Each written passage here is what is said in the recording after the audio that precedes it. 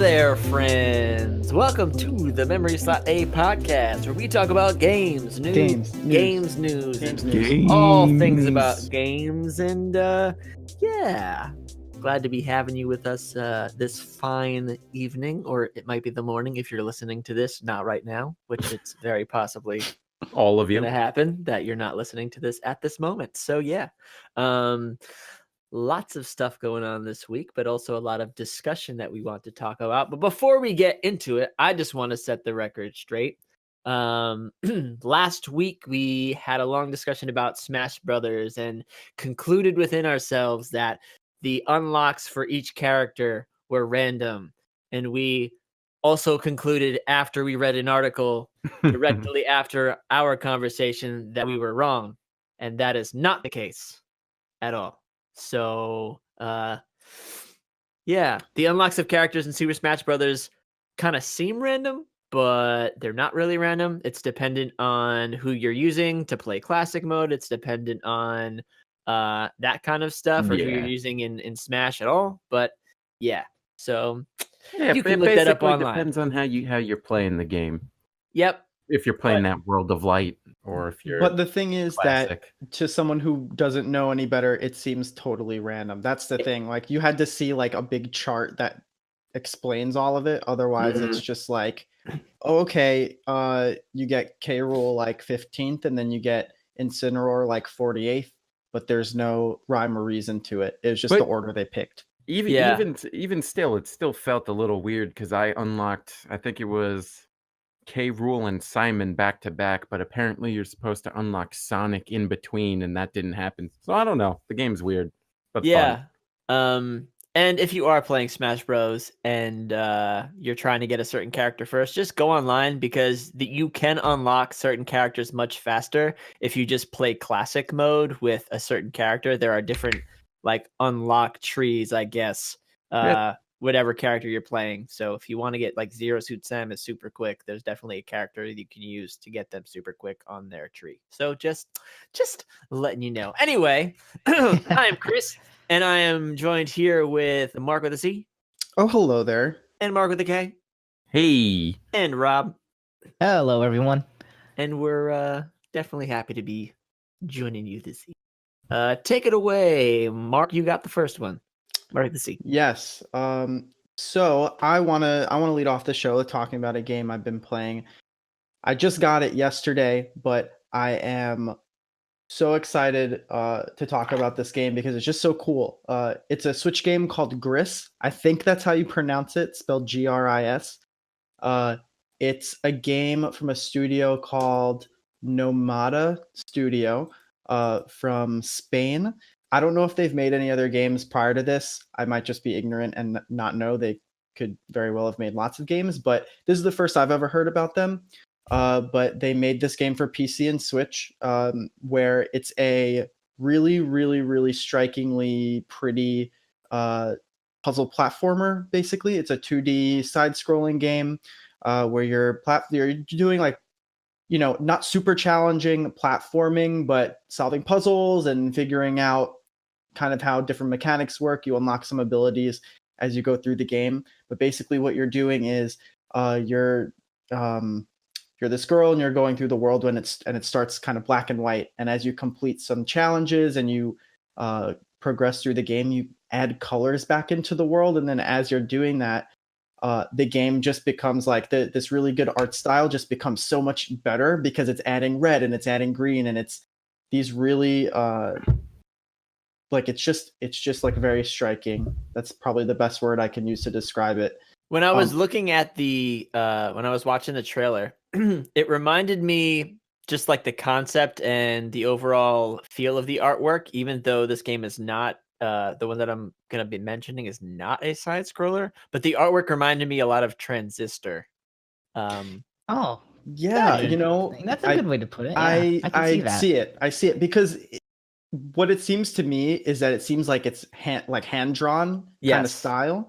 and Transistor looks similar as well. Like I would think maybe it's got a lot of hand-drawn stuff in it. It's a very organic design going for it. Yeah, in both cases. Yeah, go ahead. And I think the color palette's different, but just there are some similarities between the two. So if you need to like visualize the kind of art style, I think Transistor is a good thing to compare it to. It's just a little bit brighter than Transistor. Yeah, I totally agree.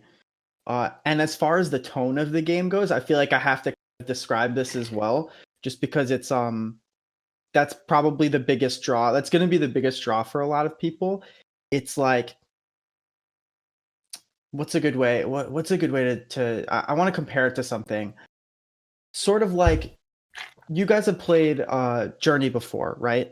Yep. Yeah, that's the game I thought Chris was going to compare it to, because it sort of has that kind of like, not melodrama is not the term. No, but you're right. It's like it's got like a kind of like emotional vibe to it. It's very it seems to be dealing with some like kind of heavy like metaphors going on in the background. I obviously haven't played through the whole thing, so I don't know, but it's like a very lonely world. It's very quiet, but the music is like these like wind chimes and piano notes, but it's not very busy and noisy. It's like here and there, and it kind of like accentuates certain things that you're doing. Would you say it's more like ambient noise instead of being like in a good way, I would hope. Yeah, but the cool thing is like it's like that in a lot of parts, and then when you get to a certain moment, the music like swells and it gets very like it kind of ramps up a whole bunch. It crescendos a little bit, and then it goes back down. Based on like your comments and like what I saw the trailer and my understanding of what it seems to be going for, it sounds like a metaphorical like uplifting from like depression into like something joyous. Yeah, it could very well be that. The other thing that I saw, because I've read a little bit about it on some different sites where it's talking about grief, like getting over grief. So definitely in the same kind of vibe there. But like I said, I haven't like gotten to those points yet. There's no dialogue, there's no like speaking, there's barely any text even. You just kind of get dropped in there and you just start moving. It's really all about the atmosphere. Yeah. Do you save, or are there active like checkpoints as you go through it? It auto saves. Okay, auto saves. Okay, so, gotcha. Yeah. I'm glad you just said that, because that sounds almost like Hyperlight Drifter, which I'm currently playing, and they just throw you in, and there's no text.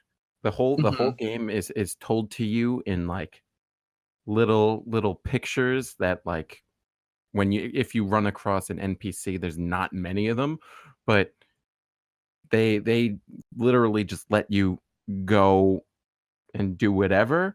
But let me ask, is there like exploring to do in the game, or is it like a just find your way from point A to point B? It's the latter. It's pretty much a linear path because it's like a 2D game. Right. But the thing is, there are certain parts I've already like gotten to a puzzle that was a non-essential puzzle to progress the game, where I guess, and there is like a section, if you pause the game, there's like a challenges section, so there's definitely optional stuff to do, but it's more like maybe optional puzzles or optional like collecting of things, but not exploring, as far as I know. All right, cool. I mean, it looks fun. It definitely looks impressive, it looks to have on very a Switch. Nice too. Yeah, I would say it's like a really cool, like kind of winding down game. Like if you want to do something that's not super like something that's slow paced, something you can just kind of like chill out and play, just kind of like absorb it in. Like this is like the perfect game to do that. I'm so excited to play more of it. Sweet. How much is it? I was just gonna ask that as well. I think it's $17 on the Switch store, so it's probably the same on Steam, or I think it's on Steam, wherever else it is on PC. That's not bad at all. Yeah, nice. Yeah, definitely one I'm keeping like in the back of my mind, because the trailer definitely left an impression. Yeah, weird. I'm glad to hear that. I'm glad to hear good first thoughts on it from your end, though, Mark. Yeah, it's super cool. I was playing it. I was on my couch yesterday playing it with like the two Joy-Con. So I had it on the TV, and I had one Joy-Con and So basically, it just was like my hands were like drooped like off the couch and playing it like that, where I was literally just in the most relaxed position you could Very possibly comfy. be. It was 5 stars. Perfect way to do it. Nice. Very nice. Yeah. I was sitting on my couch the other day, and I got a text from my boy, and he linked me to this video that was talking about a leak from one of me and Mark with the K's favorite game series. Half-Life 3. It's confirmed finally. You know, I just watched a like hour and a half long documentary on the history of Half-Life, and now I'm more convinced than ever that there will never be a Half-Life 3. Yeah, no, it's not gonna happen. It's not gonna happen. I mean, it's hard for games to come with a 3, but Chris, you definitely Yes. have one. Yeah, Borderlands 3, which has been Yeet. in the back of so many people's minds for years now, just being like, hey, we haven't seen a Borderlands game since the PlayStation 3, or at least not a good one. So Yeah, remind me, when was the last one? When was the last mainstream one, and when was the last like spin-off? Because they had So I spin-offs think on, the like, pre-sequel portables, was right? the pre-sequel on the 3 Oh, on PlayStation 3, or was that this generation? I want to say it was on both, because I think the Handsome Collection did come out on both the PS3 and the PS4. Oh, So I'm gonna say it was originally. it was. I think it was a It was. simultaneous release. It was, yeah, PlayStation 4, Xbox One, PS3, Xbox 360, and PC. So, yeah, All the but that things. game, I did not like that game at all. Yeah, that game sucked. Yeah, it was not good. Was that was that like kind of in the regular style that Borderlands is in? 'Cause I Yeah. never played that one. Yeah, but it's like in space and you're floating around and you got to breathe that's air on these right. Okay, now moons. you're- Like, now I your just brain's didn't going. care about any of it. And it's like that's not, to me, that's not the worst part about it. The worst part about it was that Borderlands has a very specific sense of humor, Yes. and the game doesn't take itself too seriously. Uh-huh. I forget, what was it? 2K Australia, right? Yep. They were the ones who did the pre-sequel. They like turned the knob all the way up, and they tried really hard to get the same level of humor out of the pre-sequel, and it made me hate every single character in the game, because it wasn't funny. Yep. Wait, I'm confused. Were they taking themselves too seriously? Or... They were No. trying to make themselves seriously funny, like actually really funny, but they like tried legit too fun. Oh, I see. hard at trying to do Yeah. that, and it wasn't Yeah. like I think the beauty about Borderlands 1 and Borderlands 2 is that the humor just like it just, as Todd Howard would say, it just works. And in Borderlands, the pre-sequel, it wasn't made by the same people exactly, so it doesn't really fit. But anyway, Borderlands 3, so much shit leaked, and I'm so excited. There are a bunch of YouTube videos and articles online kind of detailing everything that leaked. I took the liberty myself to go through all of that and save you people listening and any of the people on this podcast that haven't actually watched the video any spoilers, but I will go over some You're a things hero. that listen, man, I'm not. Alana You're Pierce looking out for spoiled us. the ending of Red Dead 2, so for me, inadvertently, Really? yes, she did. Why would she do that? She didn't do it on purpose. I don't think she realized that that she was doing it, and I tweeted at her about it, but I 100% forgive her. But she did it, so I'm just trying to avoid something like that. But anyway, let's start with this. All playable characters in this game are new playable characters, so you cannot play as any characters from the previous games. Interesting. Which has kind of been it's a trend. You seem to always do that. Classes are very interesting. There's a soldier class that has a special ability that lets you control a mech. All right. Huh. All right. Which Now should you're be talking my language. Yeah, should be pretty interesting. It's like kind of along the same lines as all the other soldier characters have been, like the turret and whatever. I'll give them credit. It's not another soldier who just throws down a deployable turret. So Yes, I'm on board. same. I'm about it. I think controlling a mech would be cool. Of course, there's a siren class. A Of siren course, class. you have to have a siren. Gotta be one. This time she is she's an African American woman, which is cool, and I love they her showed character. like you can see the actual characters. There They are showed- some leaks of the Oh. actual characters. Oh, now I'm definitely gonna have to take a quick look. See, I was trying to.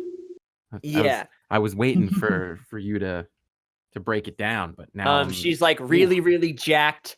Has got the tattoos. She's really cool looking. She focuses in melee.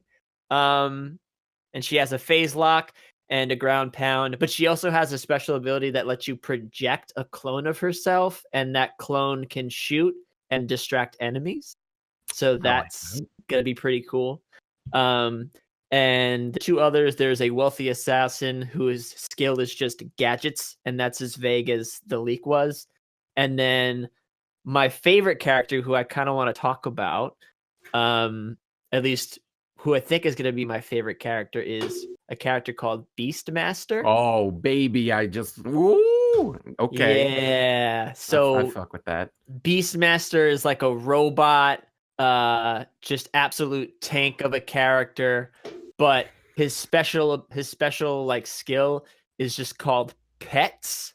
And like he has animals that I guess fight for him. Just like another AI character, a pet. It's as vague as it got, but I think that's going to be really cool.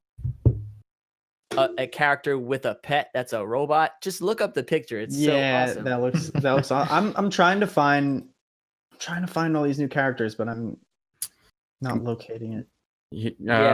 Here, I'll send you. While they're looking for the characters, a few other bits of information that also leaked. Gun manufacturers, Atlas, Jacobs, and Malawan are all back.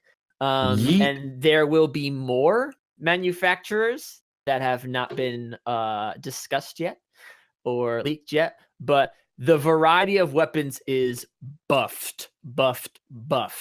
And that makes me super happy because Borderlands 2, I don't know how many fucking ARs that have a checker pattern that shoot rockets. Too many. How many of those I could find is just ridiculous. So I think they needed to do that. Make it a little bit more variety. And then the last couple of things, Pandora, you'll be able to explore multiple planets in this game, which is really cool. You'll be going to Pandora, Promethea, and Eden 6, which is all of them have been spoken about. We obviously have been on Pandora, but they've been speaking about Promethea and Eden 6 in the past games. And there are female enemies in this game. Were there not to begin with? There were not. Oh, I man. think Oh, there really? was only a couple, maybe a boss. I think there was one boss in Borderlands 2 that was a female. Yeah. Okay, I'm looking at That these might have screenshots been now. it. These are cool character designs. I like these. Yeah. I'm getting a very Soldier 76 vibe from the operative, Yes. and I'm okay with that. I agree with that. The Beastmaster looks very cool. I'm into it. Not sure who I'm gonna main, obviously, because this is all leaked. So I don't know much of else, but I've been a soldier in every other game. And I think I might have to go with Beastmaster this one if his pet is actually that cool. I'm looking in this trailer right now, and it looks like Tiny Tina grew up. Nice. Mm-hmm. She's a badass, and she's one of my favorite characters from the franchise. So can I ask you guys a question? I'm down. Unless Chris, was there any more stuff that you wanted to, any like new things that you wanted to mention? Okay, so question for you now that it's all out there. Is this like shaping up to be what you want out of Borderlands 3, or like if this isn't enough information, like what do you want out of it? Because I know that like Borderlands 2 is a pretty long time ago, and I'm sure there's some like, you know, improvements that you'd want to see, being a big fan of it. To start off, I'm just glad that it fucking exists. That it And exists. that, Yeah, good starting point. and that it is essentially they're at the process of the game. I forget what they call it, where they translate the game into all languages. So the game is essentially done. It was leaked to have been 85% done, and reveal date is going to be within the first 2 quarters of 2019 and being revealed by the end of 2019. So I'm just happy that it fucking exists because I've wanted this game for a ridiculous amount of time. It's been quite some time. Yeah, when did the first one release? Not the first one, but Borderlands 2, the last one that I cared about. When did that actually release? The last mainstream release. That's what I was asking earlier. Can I take a guess and say 2011? I have no idea if that's right. 2011 is probably a pretty 2012, September 2012. Okay. 6 years. 6 years. 7, going on 7. Yeah. Going Holy on 7 cow. at this point. Yeah, going on 7. That's nice. It's a long time. It's been a really long time since that game, and I actually kind of want to go back and play it a little bit. I have the urge now because of the Borderlands 3 stuff, but Hell yeah. Yeah. Yeah. Do you I'm think with it. that since, games are big games are like super different now than it was in 2012, do you think they're going to add some like more modern stuff in there, like, things like seasonal events or skins and like a shop or Is it a whatever, make it multiplayer more like a kinda game like service that? thing? Well, Always so, online kind of thing? so you they're think? Go ahead. already, at least in Borderlands 2, there was a sort of and the pre-sequel, sorry. There was sort of like seasonal items that you could get, like there was different like heads that you could swap onto your character and different clothes you could swap on. A lot of it was really just like color palette changes, but there were a few things here or there that were like significant differences. I think in Borderlands 2 you could dress up as like a Minecraft looking motherfucker. yeah, you could. Really? Could. Yep, you could have a God. Minecraft head. So Borderlands I 2. wouldn't be surprised if they turn it up to 11. Yeah, because I could see this being like kind of Destiny-ified a little bit, like have there be like a hub area where you could see other players and it's online, and there's all the like the paid items versus the regular loot and stuff. This seems like the type of game that could end up doing that. If it did that, would you be pissed or would you be all right with it? Like a certain other game that went all online? Can you not? Can you Well, fucking I'm not? just sorry. twisting the knife at this point. No, you know what? Okay, after we have this conversation, I have some other shit to say about that game. So we'll go Rob, down what did that you road in a do? second. We'll go They're down that road sending in the a second. canvas bags I'm out. sorry. They're at least doing that. Fuck them. So in terms of if they went like online and they had like a hub world, I would not be mad as long as the cooperative Borderlands 3 story is still there, that I can just play through the actual quest line with my friends and enjoy it. Like, I don't want, like, if that is still there and good, I don't care what else they do with the game. Yeah, That's fair. I'd keep the core I'd be fine keep with the stuff like core that. game core. Yeah, 100%. If you want to add that shit on, it'd be cool for like hang out with my friends, do whatever. But at the same time, like, I can already hang out with my friends if I play co-op and they can already see my shit. So like maybe if it's other people in the world, maybe trading weapons would be available in that kind of a world. That would be cool. I would like that. If you could go to a hub world and trade weapons with people like that, I'd be with that. Yeah, But hey, What about raids? Raids? Well, That actually would be kind of cool. let's get it. Let's fucking get it. I'd be down with so that. you're warming up Borderlands to the idea, then. raid. Because I mean, like the DLCs from, I mean, at least Borderlands 1. I don't think I really played much of the ones of Borderlands 2, but the DLCs pretty much were like a raid. Like General Really? Knox, after you beat like the actual storyline, then you got the Cromarax raid, and that shit was fun. And you just beat the shit out of this giant bug over and Over and over again. again. And sometimes you do it with hacked weapons, and that's Yeah. even more fun. Yeah, like that Alright, one so maybe time it this is possible. 12-year-old kid came into my game with a shotgun that did 8 billion damage. And I was like, Yeah. whoa, what? And then he was like, yeah, man. And then, of course, Borderlands doesn't give a shit if you dupe weapons. So we just duped it. Yeah. And then I had one. And then I duped it for MarC. And then we walked into Crown Racks and one-shotted him like 100 times in a row one night. Amazing. Absolutely amazing. I actually used those weapons to speed run through the game in an hour and a half. Yeah. It was fun. And I mean, some people say they destroy the game and they ruin it, and I'd say, yeah, they're right. But it's you know what? Fuck it. I think it would be really cool to have like a hub world, actually, now that I'm thinking about it, where you can trade with people. I think Borderlands is the perfect game to have you trade guns with people. It's all random. Yeah.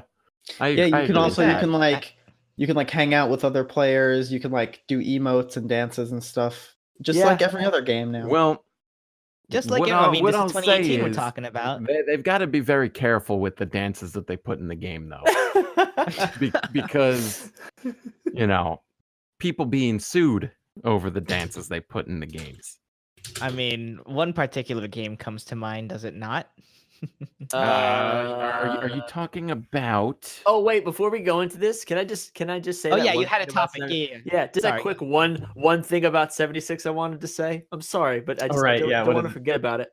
Bethesda Game Studios, known for their consumer-friendly practices, but now recently known for their not consumer-friendly practices, had promised in the past that there would be no pay-to-win system in Fallout 76. They promised that loot boxes would not exist in Fallout 76, specifically would not exist so that anyone could have any skill advantages. And guess what was found in a data mine?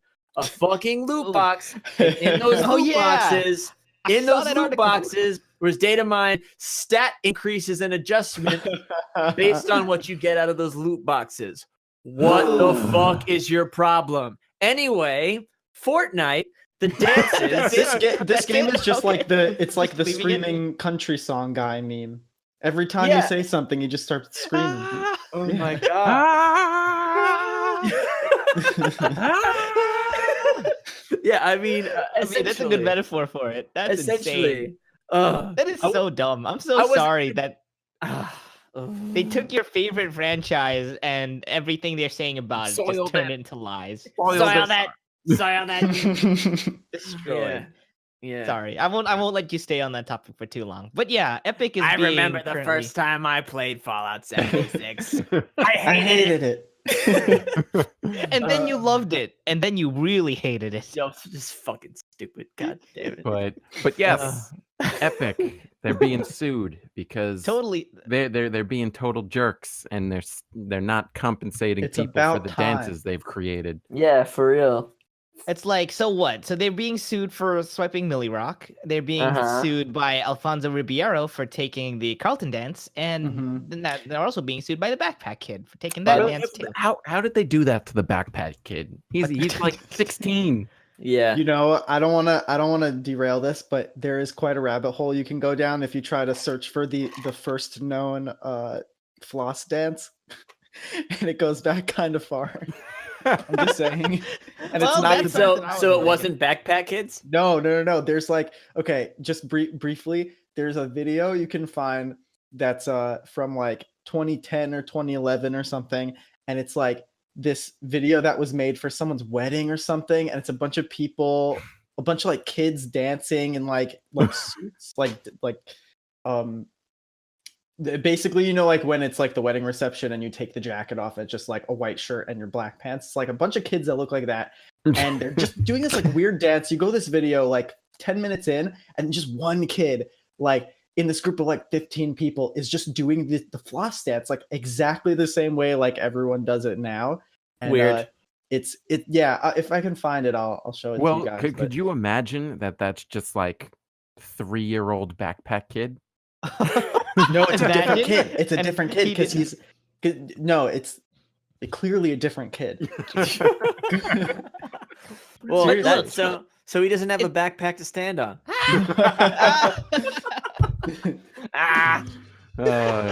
Dead. But MarC, see, you brought up a good point, because I mean, this is kind of on Fortnite side here. I'm not trying to, but it's interesting to point that out, because there are a couple of snags that these people that are suing Fortnite can, get into, because technically speaking, they can't really claim a copyright. Well, especially in Alfonso Ribeiro cases, he can't really copyright the dance because he performed the dance while he was acting for a TV show. So technically the TV show has the right for the dance. Exactly. It's a real quandary. Yeah, that's a really complicated one. Though it's quandary. I was reading something before that stuff like that, like dances do fall under I think it's, I don't know if it's intellectual property, but it does fall under some sort of legal protection for the person who comes up with it. But you look at something like Orange Justice, right? So that's a case where the kid wouldn't have any legal recourse because he submitted it in a contest for Epic. And he willingly gave that his rights. So he gave away his rights to that. So sorry, Orange Justice, you have no legal recourse.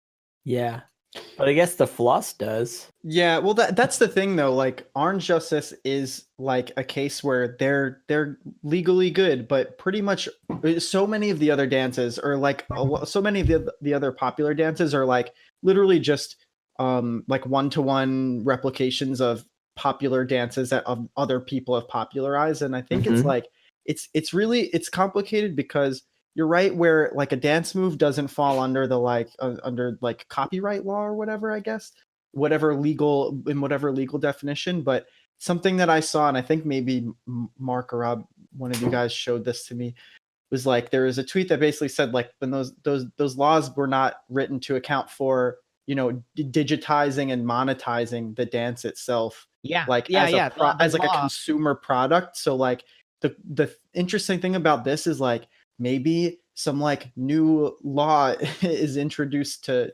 protect people from stuff like that, because it's just never happened before, And they call it the Fortnite law. Oh my god! This is the dystopia we live in. Listen, this is the world we live in now. Epic giveth cross-platform, and now they also are being taken from because of the bad that they did. But they have it coming. Look, I mean, for all that we love Fortnite collectively, you just can't stand for scummy practices. Or at least I can't stand for scummy practices. I mean, that's just agreed. No. That's a solid no for me. It's just really rubbish. I'm sorry. So now I'm thinking about how it all cracks. I'm thinking about all the people that they could get sued by. They could get sued by the people from Napoleon Dynamite because they have that entire dance. That's true. That's true. They can get sued by Scrubs because they used Turk's Poison Dance. Yeah. And it's crazy because most of the dances that are clearly lifted, they didn't fucking do anything to try and make them at all different. Like the Carlton dance is 1-to-1, like just swinging the arms left to right. And there's the no shoot shame. dance, which I think is called the hype dance. The shoot dance, which I think they called the hype. Oh, that thing. The crazy thing about that is like the Scrubs one and the Carlton one are things that have been popular for a long time. Yeah. But like when the shoot dance that like came out and was like a big thing, like pop culture wise, and then right at the same time was when Fortnite started like making money off of that dance, where the person who made it was like not credited. It wasn't even called the same name that he called it, which is wild. Now, here's my question, hypothetically. If these lawsuits actually turn out to be like a big deal for Epic, how do you think Epic would respond to try to account for it? Do you think they'd ever take accountability, or do you think they would just remove the dances altogether? And I how hope would they account stop for making. I hope they stop making money so they can stop adding shitty updates to the game, like planes. Well, as long as they make skins, that's never gonna happen. Listen, they'll issue an apology, and they'll be like, "You're right, guys, we messed up." But like, just like the Infinity Sword apology. Like, yeah, and it's like, it's kind of a shame that this is happening because, like, think about it like this for like Backpack Kid, right?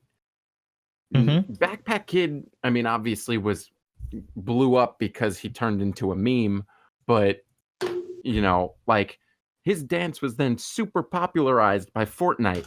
And then if they like cut a deal with him, they're not gonna just pay him a royalty to keep it in the game. They'll probably take it out, and then such will be the legend of Backpack Kid.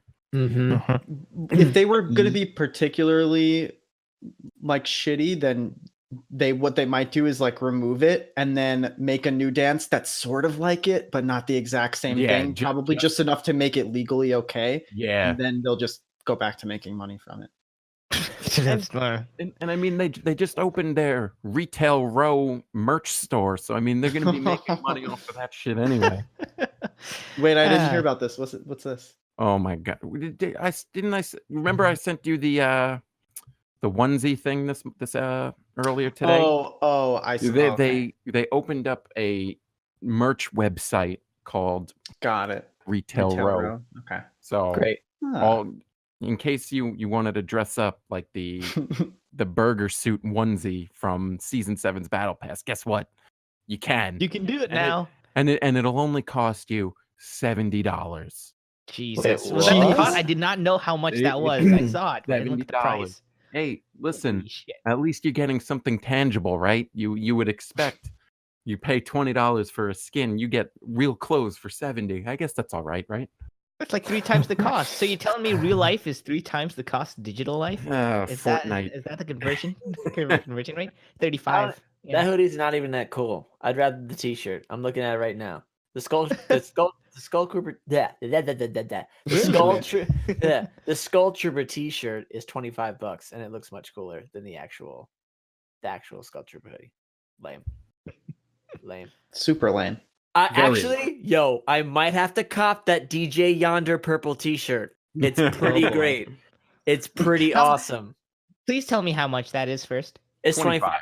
Listen, okay. The t-shirts are very reasonable, and I would even say that $60 for a sweatshirt is not so bad because I've spent more on a sweatshirt.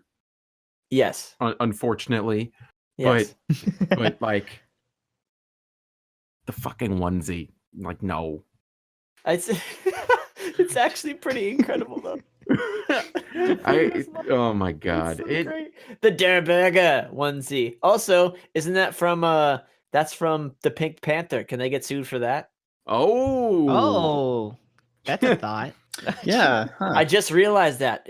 Now that they've spelled it out for me, DURRR burger, he goes Der Burger. That's definitely from the Pink Panther. Dude, so now just open the doors to all the lawsuits at this point. Why don't you? Do we think 2019 is gonna be just the year that Epic spends entirely in court? They just get sued out of existence. God, I hope sued so. out of existence. Imagine that's what does them in. All of their dances. Everyone, yeah. The prices of all these skins are going up. Battle Pass is gonna be more than $10 now. Got to pay for their legal fees. I love it. Yeah. I love it. That's the economy that we're gonna end up That's what will kill Fortnite. Hey man, at least it's not as bad as Red Dead Redemption 2 economy. So whole well, thing that's still a work in progress, at least. Yeah, sure it is. Sure it is. Wow, that's a pretty depressing outlook on it. But They've given me 30 gold bars. You know how much shit I could buy with 30 gold bars? Is because no one's playing the game because it has nothing to do. Anyway, that's more than 500 atoms, right? Stupid. And at least you're not paying $5 for a banner that you could put up, right? That's how it works in that game that you don't talk about. Yeah. Sorry, I'm not trying to open up all wounds. But you know what games I do want to talk about though? Classic games, perhaps. Classic games, boy. Classic games. Yeet. But on the subject, before of a time games, when everything inside the game costs real money. Yeah. And when games were actually completed and shipped to you as a full product and not being patched day one with an 80 gig patch that deletes the game by itself. This is a fact. And not purposely packaging stuff as DLC and shipping an unfinished game, right? Pretty much. Right? Yeah. Well, there's a list that Polygon put up that is talking about the like the consoles. Oh, I just skipped the thing. Whatever. We'll Oh, switch you it. did skip a thing. Whatever. But talking about Okay, fine. like the classic consoles. It Nintendolife, not Polygon. Oh, but my yeah. bad. Nintendolife. I know my things. Fine. They put so they're listing the best and the worst Nintendo consoles. They just ranked all of them from the best to the worst. Can we start at the best, because I want to bring some I think it's common positivity? sense which the best would be here. But before we get to that, Yes. let's just preface this by saying that this is strictly our opinions. Yes. And we're really comparing apples to oranges to strawberries, because obviously these things were developed at different times. Yes, And for different clearly purposes. there was limitations. Listen, these all have the Nintendo brand name. And yes, So they're we're judging them all. They're all Nintendo. But yeah, let's start with Nintendolife's numero uno. Yes. Which happens to be The Game Boy Micro. Just yes, kidding. the Game Boy Micro. that was a legendary system that lasted all of 6 months. Not even an honorable mention on this list for Yeah, that. right. What the hell? Amazing. It's Yeah. Oh, wasn't it listed under the Game Boy? Well, whatever. Why is that not on this list? Are you fucking kidding That me? invalidates the list. This isn't That's even real. Fucking ridiculous. Okay, keep going. So No, it's there. It's under the Game Boy Advance. It's the last. All right, well, paragraph. That's we're gonna bullshit. get It's there. not a Game Boy. We're gonna get there, all right? We're gonna get there. But Calm down. we're I gonna know. we're gonna kick it off at number What's it one, say? which is the 2017 classic, the Nintendo Switch. What do you guys think I about mean, it being that number goes- one? I mean, look, that goes Yes, without saying. I will. Again, this is comparing apples to oranges, but I mean, it's obviously the most powerful system they have. Yes. And the idea of being able to play comfortably on your couch at home on your big TV, and then when you're ready to go, slap the Joy-Cons on the side, pick it up, and walk out your door. Uh-huh. Awesome. And so far, the game library has proven to be pretty solid. Yes. Good and diverse. They're best Besides yet, the if you ask Wii me. U ports, anyway. But the fun thing about the Switch too is that you could literally, for some games, just you have two controllers like built in. I think it's a very Mhm. undervalued thing. But if you're playing Mario Party, you already have two controllers. You just hold one Joy-Con and you give the other Joy-Con to your friend, and bam, you're playing co-op multiplayer just by itself. Yeah. I kind of love it, and I think the coolest thing I think the reason that Switch is number one is Nintendo has had a lot of really great consoles, but this is something that I never even thought of making a thing. Like, whoever thought of this, where you could like plug it into your TV and then bring it home, but it has two controllers built in, and you can just like pop it up on the side of a TV, on a fucking bench, and then play in a park with your friends. Like, great idea. Great idea. Like, it's a really innovative idea, and it makes it so much more accessible. It's not the most powerful game system out there, and Nintendo really never has gone to make the most powerful, but they've recently gone for innovation, and where they failed with the Wii U, they 100% nailed it with the Switch. It would almost seem like the Wii U was kind of like a test run for the whole kinda. And no, honestly, like- in my like a- opinion, it's the complete opposite, because the Wii U anchors you down. You can only use that freaking tablet when you are near the console. Well, I was going more so for the form factor that the gamepad had. Like, obviously, that thing? this takes some consideration from the gamepad. Only they've done it a lot better, and it's actually the full console.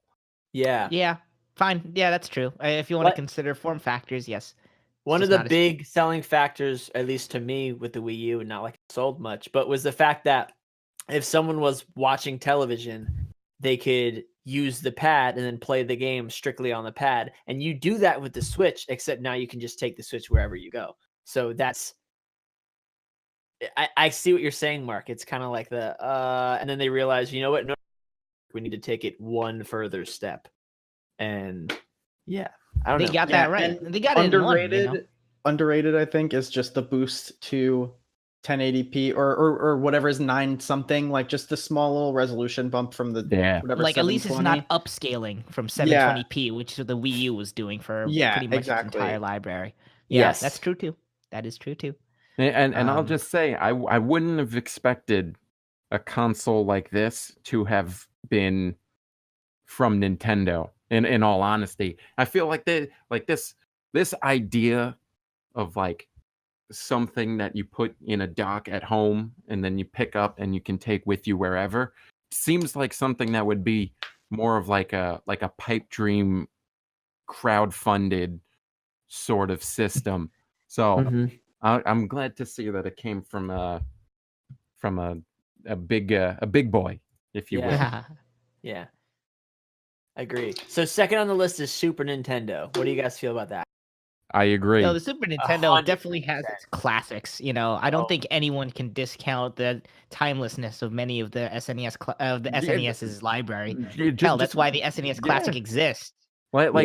Just read this list real quick. Super Mario World, Super Metroid, Link to the Past, Chrono Trigger, Jesus. Super Mario Kart, sorry.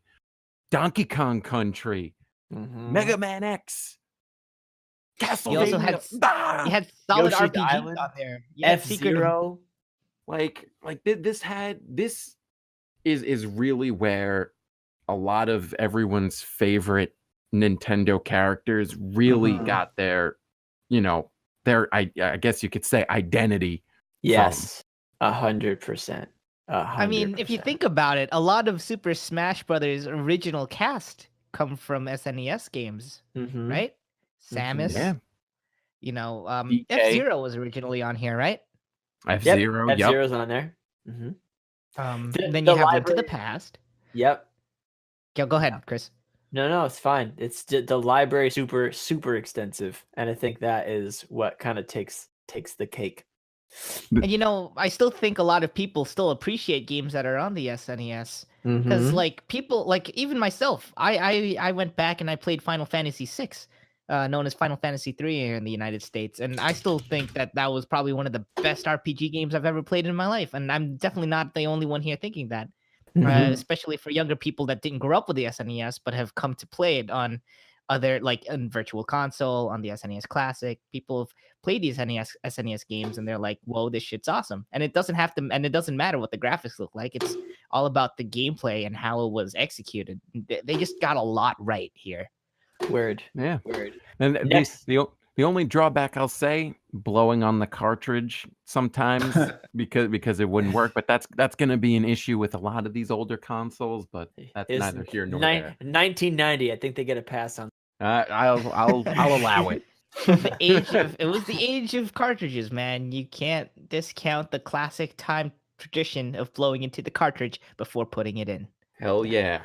Hey. Right. Hey, for number 3, we're evolving. We're going to discs. Rob, do you always blow on it before you? Jeez. I was trying to. I led myself into that one. But yes, yeah, Mark, let's see. Next is which one? The Nintendo GameCube. Yes. This one I want to talk about, but I feel like my nostalgia might take over because I just love this thing, I think, more than I should love it. It's just like you're kind not of it, like from even from just the stupid like boot up thing that it does. Yeah. Don't forget to hold Z though. Yeah, the iconic controller, just this ridiculous design that I fucking love. It was just such a bizarre, like, weird thing when like the It had a fucking PS2, handle. Like it was like the PS2 and Xbox were like super duper serious for like, doing like online stuff and just like had a different tone, and GameCube was just this like silly little box, but it had so many great games, like a lot of iconic games, like what's it called? Metro Zelda, Prime, Wind Waker. Mario Sunshine. Melee's why on am there. Oh man. Okay, well, you think about it, we're gonna go through all the other ones because there's Metroid Prime, the Wind Waker, Sunshine, Resident Evil 4, Smash Bros. Melee, which up until Ultimate came out was the best Smash Bros. Game. But look, the console introduced a controller that people still use to play Smash in 2018. Isn't that And it got amazing? Oh, re-released I was thinking specifically of Twilight for it. Princess. Twilight? Oh, That's fine. Yeah, Technically, Um, Twilight Princess was released on the GameCube and the Wii. and a Wii. Yeah, I get it, but you're right. I get you. No, But it's yeah, on the amazing controller that people bit, are though. still using that controller. I I still use it. works. It It's just so works. good. It just works. Thank you, Todd Howard. It just works. It's so great, and the C stick, and goddamn, it feels so good to hold in your hands. That can. I'm holding one right now. It's like Yeah. this entire system was fucking ridiculous in every way, I- but I love all of it. Yeah. All of it. Even the handle.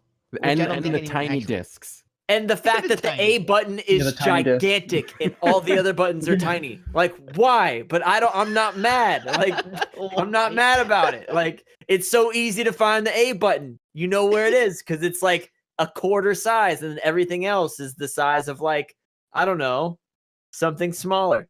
yeah. It's Also, like you can close your eyes. like move your Animal thumb over Crossing it. was on this. Pikmin was on this. Yeah. Pikmin. Wow, yeah. That's true. Fire Emblem Path of Radiance, which was undervalued at the time, was but still definitely a good Luigi's Fire Emblem game Mansion? was on it. Sonic Adventure 2. Yeah. Battle. Running around at the speed of sound. Yeah, Wait, Great Gotta- game. that is follow got my places to rainbow. go. Got to follow my rainbow. And then You after better the stop, else you GameCube, get copyright. Go ahead. Yep. Sorry. and then after the GameCube was the Nintendo 64. Of course, I think we can all agree on that. I never Yeah. had an N64. What? Really? Oh, Yeah, man. So I'll just give you a brief flashback to my Nintendo's days.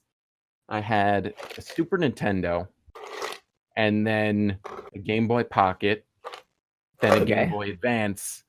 Never had a GameCube, and then the next Nintendo console, home console that I had was a DS, and then a 3DS, and a Wii U. Sorry, Wait, what? I was gonna be like, you called the Yeah, I DS just a went home console. all What? sorts of next home console I got was a Wii U, Mm-hmm. which is sitting on my shelf collecting dust because the Switch is much better. Oh yeah. But I never had an N64, a GameCube, or a Wii. That I is think- super interesting because you're very similar to I'm very similar in like the consoles I had as well. Because I only had an N64. I didn't play it much because as a kid I had a phobia of electronics. But then after that, all I ever had were Game Boys. You want me to go into that Yeah, one? you can't just skip over When that. I can't. Okay. I mean, Save that for it's the really. Electronic Fear podcast. I mean, it's pretty much all I just said. As a kid, I had this thing, and at night, I was so afraid that it would come up and kill me that I would go downstairs and unplug it every night. So I never Nice. played it. Nice. That's why it's still Um, like pristine in packaging still. Yeah. And Yeah, The only game I had for it was Mario Kart 64. But besides that, all I've ever owned were handheld consoles until the Wii. So I'm with you on that one. But yeah, Yeah. continue. Chris, I cut you Nintendo off. 64 was Nintendo's first dive into fully 3D games. So a lot of stuff that like we probably look back on very fondly, like Ocarina of Time and Super Mario 64 and GoldenEye. It's like the precursor games to a lot of stuff that ended up blowing up in terms of like what games are like now, just in terms of like certain genres. And Right, the but were they big chunky really good? cartridges? Oh, what? What's the question? No, Were the but were games they really good? actually really good in terms of how they played? 'Cause, GoldenEye, you- Hey, GoldenEye's I not. think, Yeah, Chris, GoldenEye's were you very with awesome. us when we It tried was this? 1996. I think they get a pass. Yes, But the I thing is, agree. like but GoldenEye was like one of the things that kind of it was like one of the earlier console first-person shooters, and it was like console FPSs were building off of that for a long time. I mean, It is true. but that's why very it's hard to so. get back to. That's why it's. Oh yeah, the controls are fucking stupid, and like you can't play them anymore. But at the time, I was good at it, like because that's all I knew. In terms of like, are the games actually good? Ocarina of Time, hell yeah. Super Mario 64, hell yeah. Smash Bros, Hell yeah. The classic. Banjo Yeah. Kazooie. I don't know about that. nah, dude. Smash Bros when that game came out was awesome. So good. Again, Yeah. rose-tinted glasses, but I'm willing to believe that for what it was at the time and Yo. what you were able to play at the time, I You're can just understand. mad because I will smack you in the original Super Smash Bros. On the 64. And I won't play as Kirby, all Fox, and you will get destroyed. I'm just saying. Ooh, he's I'm throwing just down saying. the fucking challenge? challenge, bro. That's a challenge, bro. You don't want Wowz. it. You don't want it. The only thing I'll say, just from looking at this picture of an N64, the controller ports, I feel like they should have been flipped the other way, but that's just me. Well, let's talk about the controller for a split second here. What the fuck was that controller? kind of hot garbage, right? No, I love it. I love it so But it The makes much. no one sense. analog stick was What was a strange choice. I'll admit that. So It's like you got C buttons on the side and then a joystick in the middle. It's like, what? Why? It's So cool. but like look It does at look that, cool. and then look at like the got 3 GameCube prongs. controller, which is a really good controller, right? They kind of broke off that middle handle, and they were like, "This is a better controller than what we had before." Oh So- yeah. So 100%. I don't know. I'm not a huge fan of the N64 I mean, Well, just a essentially- question. How do you hold it? from the middle, right? There's a lot of Listen, different ways you can. there's do it. Or do different you ways. use the 2 prongs? No one ever the used sides. the left side of the controller. It was always the middle and the right side. Yeah. No one ever uses the left side. I don't think I've Exactly. ever touched the D-pad on an N64 controller. Pretty sure Like, I why the hell haven't. does that exist? Exactly. Yeah. There's no reason for it. But I Fucking don't care. hilarious. I think it's cool. I love it. Whatever. Nintendo's weird. So Not docking you on that. That's anyway, fine. Let's go through the rest of these a little bit faster so we get to the ones that we Alright. absolutely fucking need. Number 5, Nintendo 3DS. I Came out agree. in 2011 and it's still very much supported today. Yep. It's weird that 3DS and DS are going to be switched here because you could play DS games on the 3DS, right? Or am I wrong? Yes, Mhm. you Yes. can. So it's like, I don't know. But from their perspective, they're talking about game libraries, like specific game libraries that each console had. Not so I much the I don't think functionality. they're no, I don't think they're necessarily going strictly off of game library. I mean, they did that for the Game Boy. Yeah, we'll get to it. We keep going. will get there because I like know. I said earlier, I have thoughts and No, you they, do. Let's keep going. they very much run in Yeah. parallel to Mark. All right, 3DS I'll accept at 5. I think Same. it's like the best version of their handheld only consoles that they ever put out. So Yeah, agreed. Weird. Number 6, Wii U. This had a Fuck lot no. of games on it, Fuck but no. Fuck but- no. I think it should go a little bit lower on the list. I think way lower.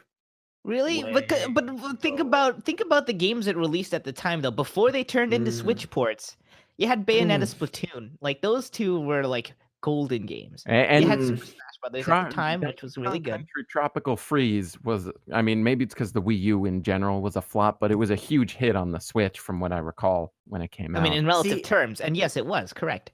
Here's where I need to separate the game from the actual console because Because the console's pretty not the good. console's very garbage. Very garbage. This came out way after the PS3 and the PS4. And everyone was just like, oh, yeah, it's slightly less powerful than the PS3 and the PS4. Why would you do that? That's so dumb. But this is Nintendo we're talking about. I As you said earlier, know. they don't actually care about they, their they, hardware. they don't Well, they should, typically do because it things was that make shitty. sense. But like that's such a dumb move. Like, why would you make a console so like less powerful than the consoles that have already been out for like 7 years? That doesn't make any sense. And then throw in a touchscreen that is literally one touch. You can only touch it with one finger and it will recognize one finger. It's 2012, bro. 480p resolution. Come on. Yes. So Chris hates the Wii U. It's fucking I- dumb. It has but- good games, but it's so stupid. Like, why would you do that? I mean, you're And kind of speaking the walking game, yourself. It was only there were like no third-party games for this, which was like another reason why it did Yeah. very poorly. Because you had to make your games with touchscreen stuff that was like kind of mandatory. It had to be on like both the gamepad and this TV screen, and I think that just scared a bunch of third-party developers away from it. Yes. Well, that and the fact that third parties saw that it wasn't being profitable, I think that's what scared them off the most. They saw that it wasn't selling, therefore why waste their time? And I don't think it was anything related to hardware per se, as it was the fact that they just didn't promote it. Well, correctly, I and then think it it's wasn't definitely advanced. hardware that related. was around the time when game developers were like, I remember sitting in MarC's house watching E3, and that was like the year where they were really pushing the concept of like the connected game, 2 screens, you know, and Nintendo was like, this is what they want, and then they just made that. This The thing is, they could have done so much with the dual screen aspect. You they know just what? couldn't But get they it right. didn't. It's true. They But did. you know what it They does could have utilize? they could have remade the World Ends with You with this, and it would have been fucking perfect. But they didn't But you know do what? that. You know, Because they already made The World Ends with You, and they made it on their the DS. But that's what I mean. which They it could have remade it fine on. 6 years later. Right, It but would have been perfect. instead they made it like 15 years later on the Switch, and that's a Which story is for another terrible day. because it doesn't have 2 screens. But it doesn't work that well. I'm pretty You sure need to we have 2 can. screens. I'm Go pretty ahead. sure we can all agree that we do like the DS, right? Like the DS and the 3DS, I think should be pretty much side by side on the list. 'Cause Yes. I agree. Like the only difference is that the 3DS played different cartridges. Wait, can I actually ask a question? I should have Yes. mentioned this before when we were talking about the 3DS. Do we docket points because the actual 3D function was pretty stupid? Yes. I mean, it improved. It improved a lot. It got in better Several in the- iterations. Yeah. In the new 3DS, it actually worked. In the first one, you felt like you were gonna die whenever you. Yeah. Yeah, it never the new looked 3DS right. got it right. Yeah. The new 3DS, like you can move your head every which angle, and it just works. I Oh. keep But- using that phrase. I'm not doing it on purpose, but it works. Go ahead, Chris. I think that I agree with you, Mark of the Sea. Though I think you should docket points because honestly, no one uses the 3D. Yeah. Yeah. I Really? always felt I try sick. to. I always felt sick whenever I would turn it on. So Not needed to But- be honest. I mean, it's a gimmick, but it's unique. but Sure. it's My a opinion. gimmick. Does But it- it's a Yeah, gimmick. but So it's a every gimmick. gimmick, if it's unique, is a good one. Well, if the game takes it to its advantage, I can think of a couple of games that use the 3D aspect to its advantage. But if they don't, then it's a gimmick. If they do, then it actually works spectacularly. Yeah. You just got to look at the right games. I think my biggest problem with this, well, not my biggest problem. I have a lot of problems with this list, but I think I feel bad for the Wii because I think in the history of Nintendo consoles, the Wii was a much more influential and much better console than the Wii U was for Yeah, what I it did agree. at its Yeah. time. I totally agree with that. Yeah, that's what I had an issue with. They should have, if anything, they should have flipped around where they were. Can we agree that we would flip the Wii and the Wii U on this list, and the Wii would become what number? I mean, not by 6? specific positions, but in relative terms to where they are with each other. Yeah, should the be- Wii that's what should we need. definitely be at 6. Yeah, I'd I feel better 100% with that. Agree. Because like Wii Sports is incredible. And Like, it came it's- packaged with the fucking game. Oh my as opposed to God. the Wii U that didn't have anything packaged with the damn game. No, Yeah, it came with Nintendolife. Oh my God, kill me. Oh, but that's so stupid. You know what? Actually, I'm not gonna lie. I had a lot of fun with Nintendo. It's pretty. Yo, fun. really? Yeah, the Ah, I mini never games. bothered. The mini games are a lot of fun. So I'm not gonna shit on Nintendo, and it's pretty fun. But I Okay, think maybe I'm wrong. I think the Wii definitely needs to move up. And then Right. the fact that all of the Game Boys are the last ones, they need to. Yeah. So this is where I have Besides the NES? Okay, but continue. biggest issue. It's that one. I think the Game Boy Advance was great because I had the purple one that is actually shown right here, and it was great. But in particular, the Game Boy Color should not be number 12. Yeah. Out of It should 13. in no way, shape, or form be placed below the original Game Boy. Yeah. Because- Zero cents. The Game Boy But Color. wait. I'm not saying I disagree, but I'm just trying to think here. How many Game Boy Color exclusive games do you guys actually own? Hold on. I'm not talking about games. I'm talking We're about the console. we're talking about the game, the console end games as a whole. And Yes. I would say that a color screen on the Game Boy Color, which can also play the games that an original Game Boy could play, should 100% make the Game Boy Color a better handheld than the Game Boy. And to the same effect, the Game Boy Advance would be better because it does the games that the other thing had, plus, the same. Okay, it but had its own game. Handheld cartridge. backwards compatibility was so cool. Yeah. So, fine. Yeah. Okay, fine. I mean, If you disagree, it's okay. You can talk about it. I don't think we've really been talking about any of these consoles strictly in terms of just what their game library brought to the system. Yeah. Sure, but at the same time, you need to. I'll think about it for a while. Keep going. They do kind of break their own logic a little bit. Because 100% they do. They put the 3DS higher than the they DS, do. That's yet they put the Game Boy Color and they put the Game Boy Color prior to the Game Boy. Game Boy Advance is ahead of it. Is ahead of both, so that's okay. But like, still, that just doesn't make any sense. Why would they do it each different way, right? Like, what's the logic to that? Yeah, I'm also just. Oh, go ahead. That's fine. It's fine. Go ahead. No, I'm just thinking about, like, I'm trying to remember as a kid, what games did I absolutely need the Game Boy Color for? What did I need that color screen for? That's the thought that was coming to my mind, and then I brought realized Pokemon to life. But okay. it's like, and like, yeah, wouldn't you rather play, like, let's see, what is that, Wario Land or any of these other games? Wouldn't you rather play them than on a green screen? I 100% would. 1,000%. I think we should separate the exclusivity of the games to, the way the game is played on the Game Boy Color versus the Game Boy. I would rather play my games in color. I can understand what the guy's trying to say in this list, because Game Boy came out in 89 and the Game Boy Color came out in 98. So that's a big gap to just add color. So I get 100%. That. I get that 100%. But at that time, being able to carry a little game around that was in color and use that in the car ride home was crazy. Was awesome. Yeah, and crazy at the same time. You know what I mean? It did a lot for kids at that time. That was huge when it came out back then. And I think this article forgets that while the person was writing it. That's why I think it's wrongly ranked almost at the bottom of this list. Yeah. I mean, they pretty much shed on portable consoles as a whole. That I had a big gripe with in general. Yeah.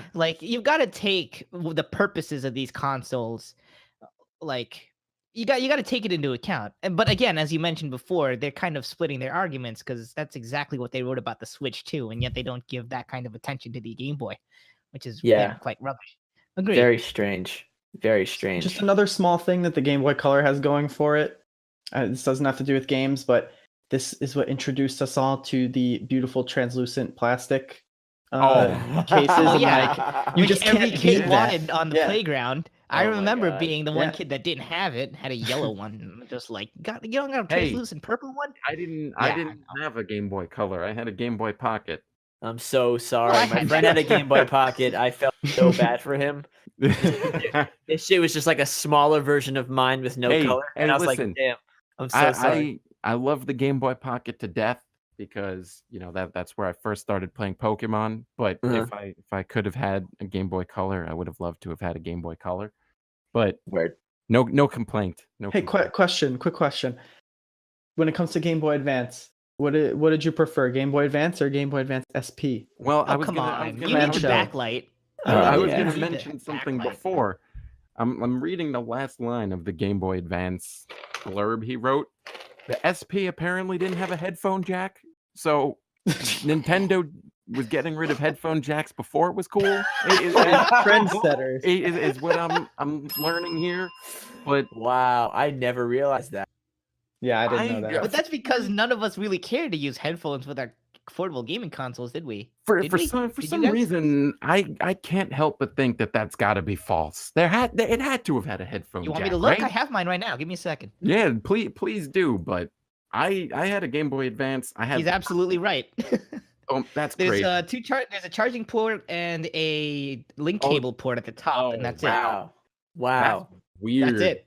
Huh. It's also strange that this guy puts Game Boy Color, Game Boy in the same thing, but they play the same games.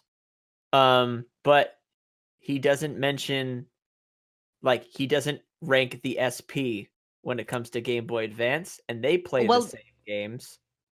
The Game Boy I Color would make the technically doesn't argument- play the same games. But I mean, go ahead. it does. Oh, It has the you're exclusivity right. ones, the Game Boy You're Color games. right. You couldn't play Crystal on the original. It would That's error out on you. why. I tried. Yeah. Yeah, you're right. My bad. Yeah. But But I hear you on that though. They should have split out the SP because the backlight was pretty. That was pretty monumental, and it was way smaller in footprint. Go ahead. But then you also have to. Did the original DS have a backlight? Yes. Okay. Yes, it did. Interesting. Yeah. Why was it called? Why was it then called the DS Lite? Was it just because it was? Because it was smaller. Smaller, I Smaller think. footprint. Yeah. Cool. I had a DS Lite. But Yeah. Do you guys realize how many iterations of the original DS? oh, there have there been? was the So DS, many. the Yeah, DS it's a lot. Lite, the DSi, the DSi XL. I Fucking could go on stop. for days. That's You the guys one. remember Yeah. that? The DSi And as they went on, had, they like- removed the backward compatibility. Like, Yeah. Jesus, just stop. But And then the DSi had like a giant camera on it, which I don't know. I You know certainly what? didn't use Whose it. idea that was. Never mind, because so silly. But there's only 2 more consoles on this list. One is the NES. And, I mean, Coming in at number 11. how are you number gonna 11, how are you like, gonna shit on okay. the NES for starting everything? yeah, like that should definitely that could definitely get moved up the list a little bit. I never had a Virtual Boy. I don't think I ever wanted a Virtual Boy. That controller looks kind of my like God. a GameCube controller. Oh my In, god. in, Huh, you're in right. respect of the handles, but overall that controller looks like absolute trash. 3-year-old you didn't want virtual reality? I think he didn't want to suffer a constant migraine from looking at the I don't- fucking I red don't and You know. black. didn't want 32-bit virtual reality? That's I not don't close enough know to reality if- for you? It wasn't in color. I don't know if 3-year-old me knew what was going on there, but yeah. I mean, like I think don't know about if I it had the from financial success at the age of 3 to be able to afford a virtual boy. for one thing. How much was it? Is there a price point? No, it's not on here, but it was probably really high, right? It was supposedly very expensive. I don't know the exact Yeah, I price. bet. Hang on, let's see what that is. But for a console of that size, 179.95. In 95, count that's a lot of inflation. money. That's count inflation. That's a lot. In 95, that's so much. That's a lot, yeah. Crazy. But also consider for what you get, you have Yeah. a freaking tiny ass screen that can only show colors in black and red, and that's it. That's just Yeah. I don't think I would ever want to play anything like Man, that. they actually well, shipped that I'm thing. looking That's at this crazy. thing right now. So, it's not like you wore this like a headset. This looks like you would have to sit at your desk Yep, with that What? thing, with it's that not portable at all. That's with that thing amazing. propped up on your desk, and you'd have to sit level with the viewfinder. Yep, No that's thanks. exactly how you do it. So dumb. Something tells me they're not going to make a classic version of the virtual, but they're also not going to make any more classic versions apparently after the NES and the SNES.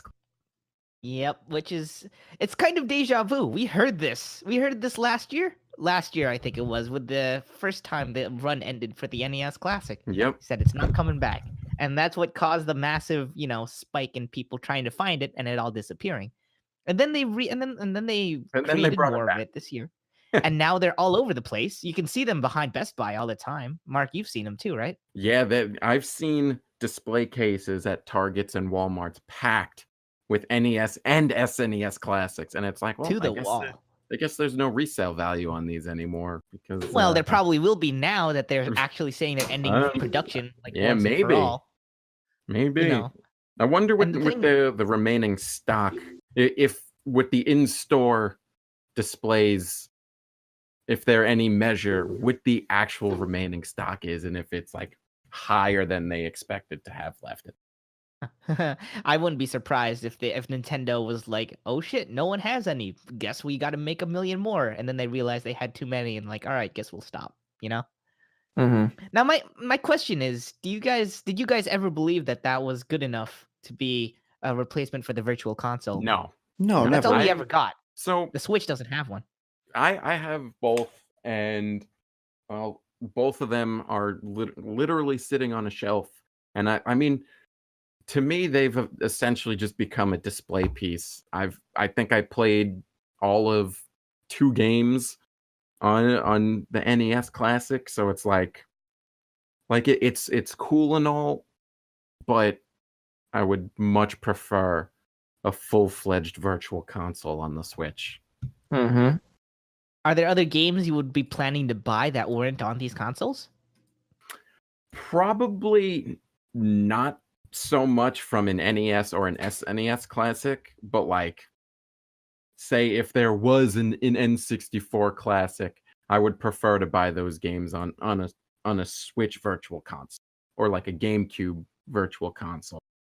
Okay, sure, and I agree. And like, we really should get an N64 or even a GameCube Virtual Console. I could really go on to that, but we'll save that for another time. If they don't want to, if they don't No, want to, if they don't want to actually make the N64 console because it's going to be a pain in the ass to do it, what they should do is they should put a Virtual Console on the Switch and then make the adapted controller for the Switch, and then you'd be able to play all those games.